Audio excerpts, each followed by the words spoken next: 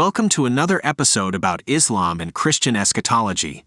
If you have missed out the earlier episodes of this playlist, please click on the top right corner for the info card and you can watch those episodes. I urge you to watch those episodes before you watch this video, as that would ensure you understand the context which was set earlier.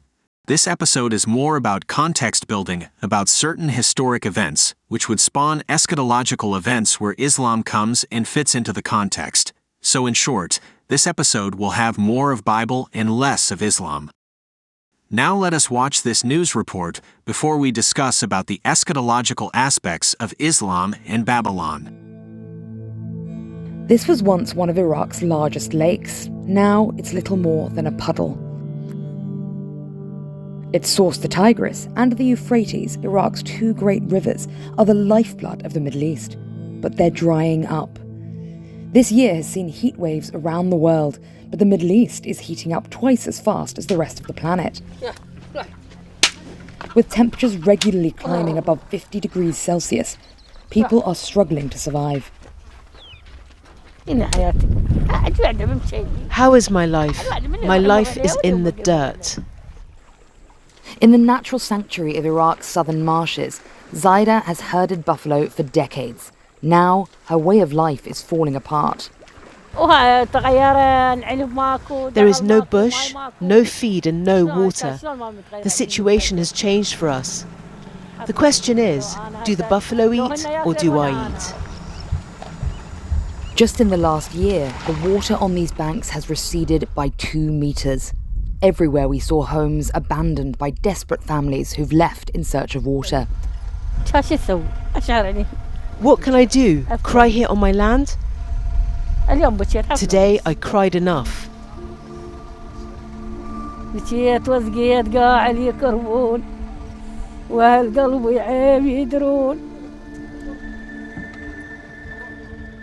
Now almost half of their surface area has dried up since record high temperatures this summer. The ecosystem is under threat and local farmers are helpless. Abu Radi's family have raised and sold water buffalo and their milk for generations. Now his livelihood is hanging in the balance. Before, the water level in the reeds were much higher, a good 2 meters higher. Now everything is dry. My buffalo have nothing left to eat. I have to go and buy them feed now. He also has to buy them water to drink, but at €4 for 200 litres, he can't afford to. This is about the story of two rivers which formed the cradle of humanity. Let me take you to the book of Genesis where Adam and Eve lived in the Garden of Eden. Genesis chapter 2 verses 10 to 13. It reads as follows. A river watering the garden flowed from Eden. From there it was separated into 4 headwaters. The name of the first is the Pishon. It winds through the entire land of Havilah, where there is gold. The gold of that land is good. Aromatic resin and onyx are also there. The name of the second river is the Gihon. It winds through the entire land of Cush. The name of the third river is the Tigris. It runs along the east side of Ashur. And the fourth river is the Euphrates. We do not know where has the Gihon and Pishon rivers gone. Probably it would have dried up, or it would have merged as one of the tributaries, or it probably got swallowed by the oceans as an after effect of the flood of Noah. We can keep speculating. However, for our study, Euphrates and Tigris are enough. The delta formed between both these rivers has given rise to great civilizations like the Mesopotamian and the Babylonian civilizations. No civilization can ever survive and thrive without a constant supply of water. This is applicable even for today. The Bible prophesies what would happen to this region of Euphrates and Tigris. Let me bring your attention to an event that would happen at the end of this age before the final trumpet is blown. Revelation chapter 16 verse 12 reads as follows, And the sixth angel poured out his vial upon the great river Euphrates, and the water thereof was dried up, that the way of the kings of the east might be prepared. And this is how the river looks right now towards the Persian Gulf area where it meets the sea. It's not a simple drought. The river is drying up in almost all parts of Iraq. The building of dams have accentuated the problem even more. So shall we conclude that the sixth angel is pouring the vial? Probably yes. I know some of you may say that the bowls comes after the seals and the trumpets. But at this point, I don't want to get into any debate to deviate from the focus. The seals, trumpets, and bowl judgments all end their descriptions in the end of the age. Revelation chapter 6 verses 12 to 14, Revelation chapter 11 verses 15-18, Revelation chapter 16 verses 17-20, which leads us to believe that the seals, trumpets, and bowls are three retellings of the same set of judgments from different angles that will happen leading up to the return of Christ. Now let me bring your attention to another event that would happen during the end times, and this time also, it is the sixth angel who will blow the trumpet to release 4 angels who are bound in the river Euphrates. Let me read it for you. The sixth angel sounded his trumpet, and I heard a voice coming from the 4 horns of the golden altar that is before God.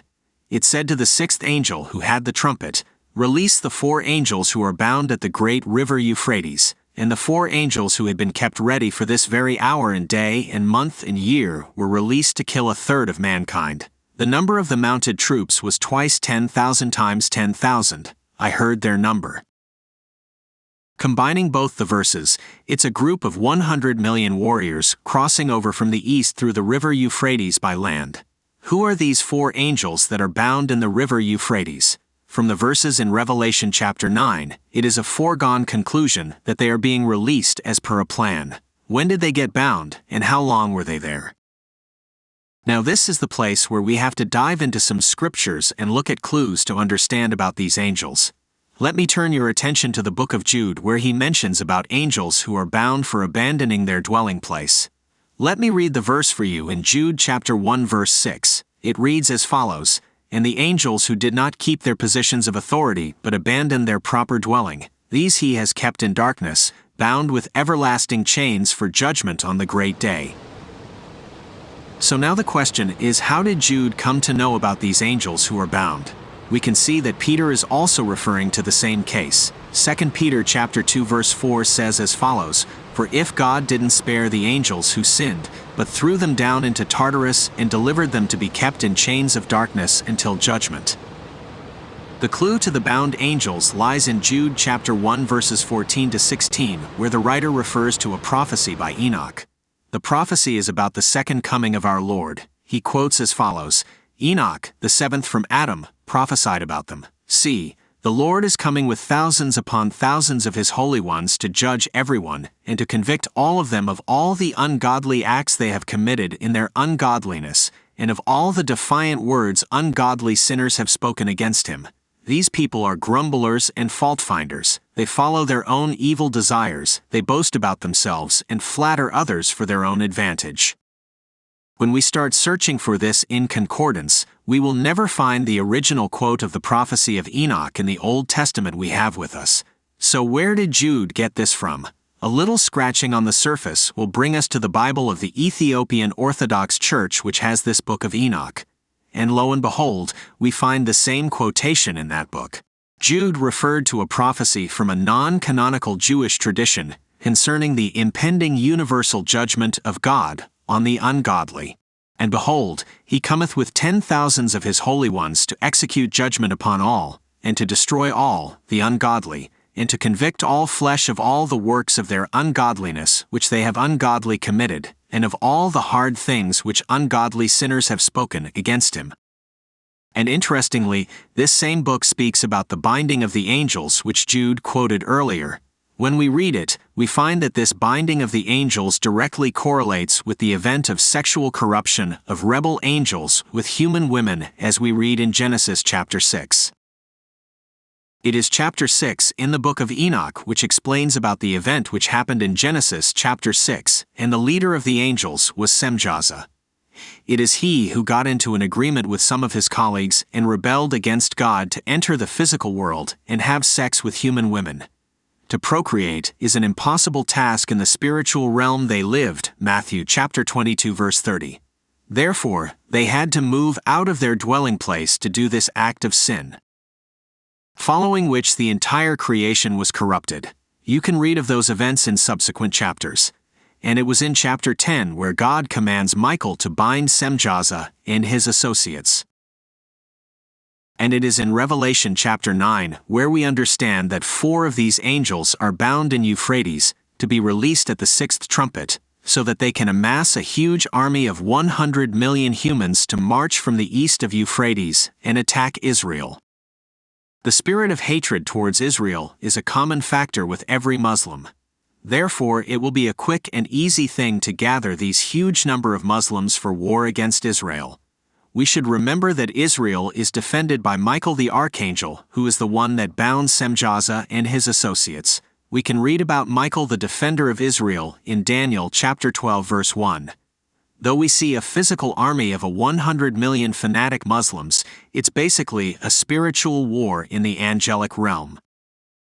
I hope you remember about the Mahdi and his people with black banners, which we discussed in the last episode. These people with black banners will come from the east, which is the Khorasan province as per Islamic eschatology.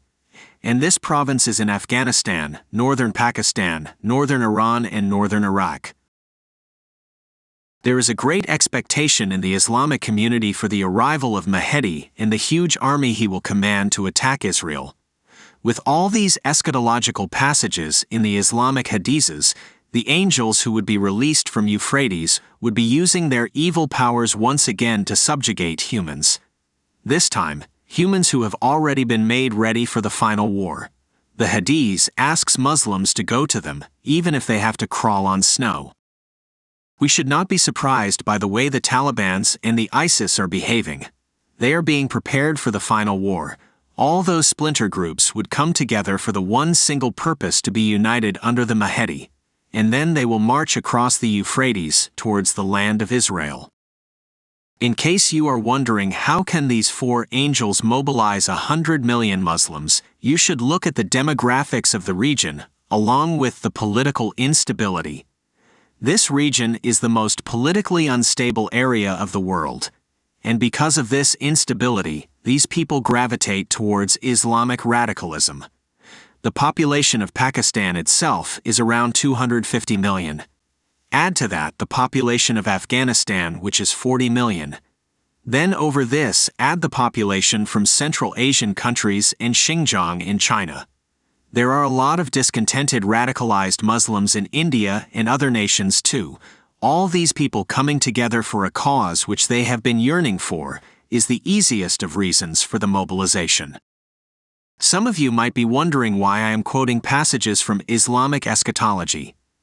Do I believe in their books? Oh no, I am quoting it so that you understand how the Muslim psyche works and what would they do in the event of the angels provoking them to go for a fight.